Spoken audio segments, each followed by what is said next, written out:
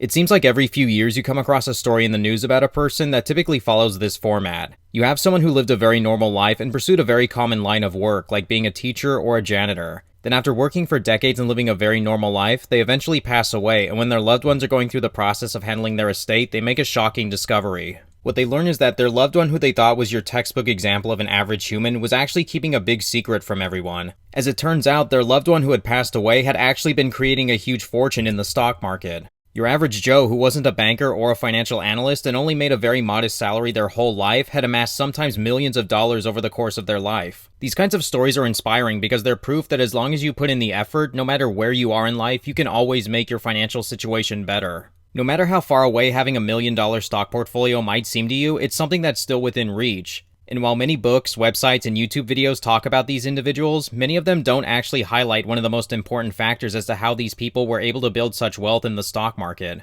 One of the most famous examples of these stories would have to be Ronald Read. Having passed away in 2014 at the age of 92, Ronald was described as being a very quiet and frugal person who didn't appear to have a lot of money. By all accounts, he was a very normal person who drove second-hand cars and loved chopping wood in his free time. He was the first person in his family to ever graduate high school, and afterward he got a job at a gas station as an attendant.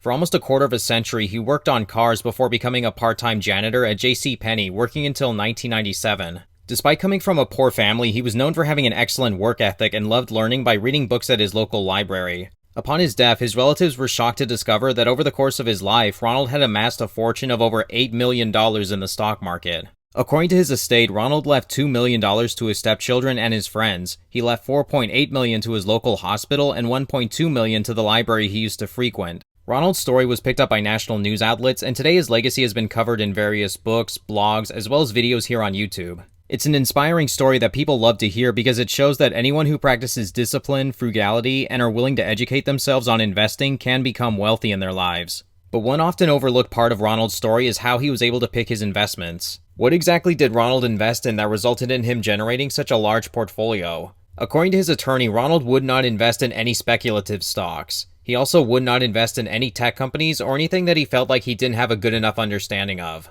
The key to Ronald's investing success came from prioritizing dividends. According to his attorney, he said that he would not invest in any stock that didn't pay a regular dividend to shareholders and that dividends were of the utmost importance to Mr. Read.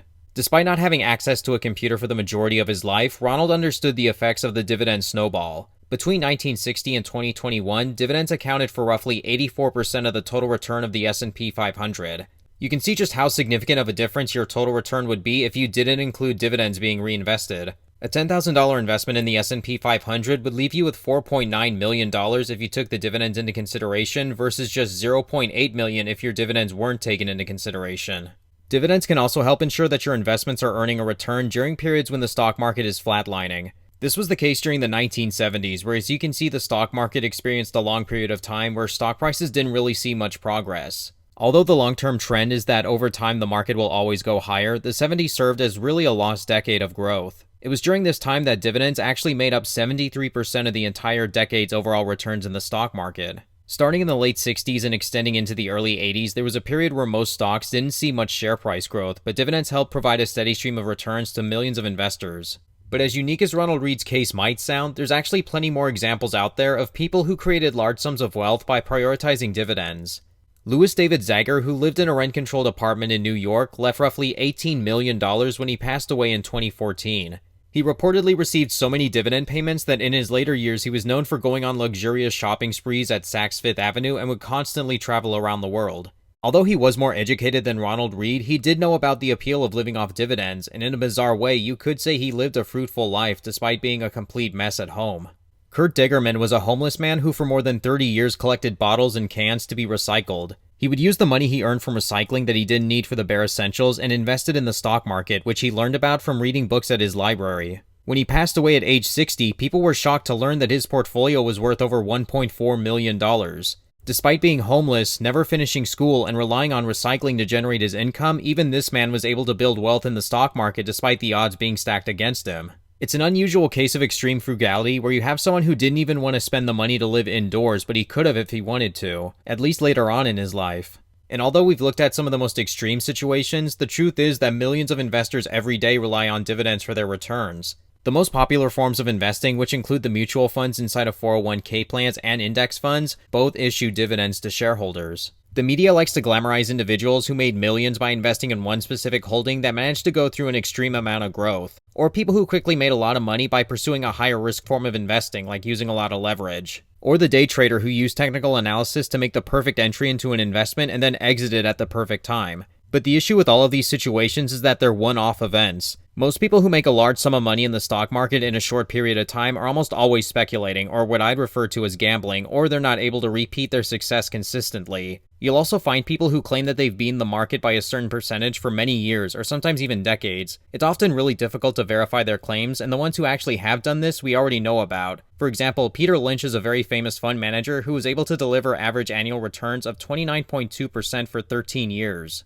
Stanley Druckenmiller is another famous example of an investor who was able to beat the market for many years. I'm not saying it's impossible to make great speculative investments or use a lot of leverage on an investment and make millions, but the odds of someone actually watching this video who'd be able to achieve something like this is statistically zero. What we consistently see among the best stock pickers in the world are people who buy and hold for long periods of time into dividend-paying stocks and funds. Even the index fund investor has reinvesting dividends to thank for their overall returns. If we look at SPY, which is an S&P 500 index fund, we can see over the long term, dividends factor in a huge part of its overall return. On top, you can see your returns if dividends were reinvested back into buying more shares of SPY, and on the bottom, you can see what you'd have if you didn't reinvest your dividends. Reinvesting results in a 1.1% average higher yearly return.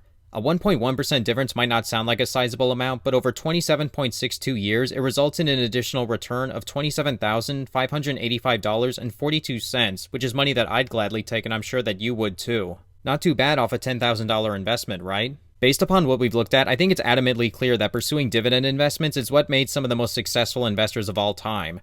Even the most successful investor in history, which is Warren Buffett, invests in a lot of dividend stocks. And this is really encouraging because it shows that you don't need a PhD or have a job in banking or come from a really wealthy family in order to build an extreme amount of wealth in the stock market. All of us have the same access to the information we need to build an insane amount of wealth in our lifetimes. We don't need the expensive equipment that's used by big banks. If the Ronalds and the Lewises and the Kurtz of the world can still make a fortune in the market, then so can anyone. But to sum up the lessons we've seen, if you haven't started investing already, then the sooner you get started, the better. This will allow you to compound your money for an even longer amount of time. Always diversify across different holdings to protect yourself, and always reinvest your dividends unless you really need the money or you're already financially independent. Feel free to check out some of the other videos on my channel, which are all dedicated towards dividend investing and more so on the higher yielding types of investments. With that being said, thank you all so much for watching today's video. Feel free to subscribe if you want to see more content like this. And again, thank you all so much for watching, and until next time, take care.